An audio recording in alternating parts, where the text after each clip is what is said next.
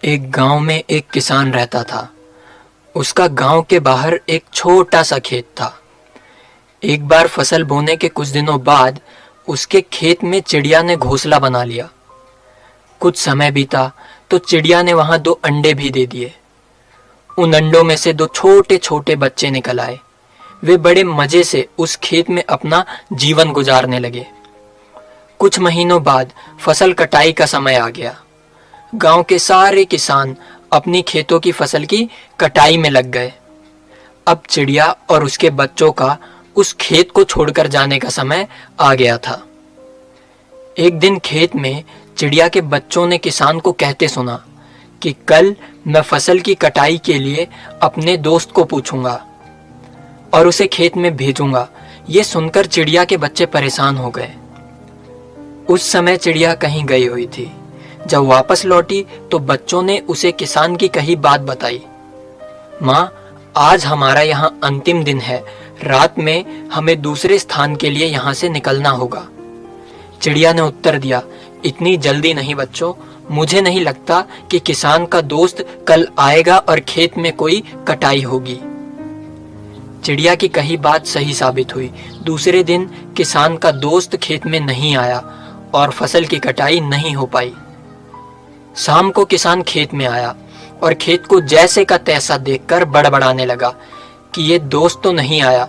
ऐसा करता हूँ, कल अपने रिश्तेदार किसान को भेज देता हूँ। चिड़िया के बच्चों ने फिर से ये बात सुनी और परेशान हो गए। अब चिड़िया को उन्होंने ये बात बताई तो वो बोली, तुम लोग चिंता मत करो, आज रात हमें यहाँ से कहीं जाने की जरूरत नहीं। मुझे नहीं लगता कि किसान का रिश्तेदार भी यहाँ आएगा। ठीक ऐसा ही हुआ और किसान का रिश्तेदार अगले दिन खेत में नहीं पहुंचा। चिड़िया के बच्चे हैरान थे कि उनकी माँ की कही हर बात सच कैसे साबित हो रही है। अगली शाम जब किसान खेत में आया तो खेत की वही हालत देखकर फिर से बड़बड़ाने लगा और कहने लगा, ये लोग तो लाख बार कहने के बावजूद कटाई के लिए नहीं आ रहे हैं। कल मैं खुद आकर फसल की कटाई शुरू करूंगा। चिड़िया के बच्चों ने किसान की ये बात भी सुनी। अपनी माँ को जब उन्होंने ये बताया तो वो बोली, बच्चों, अब समय आ गया है हमारा इस खेत को छोड़ने का। हम आज रात ही ये खेत छोड़कर दूसरी जगह चले जाएंगे।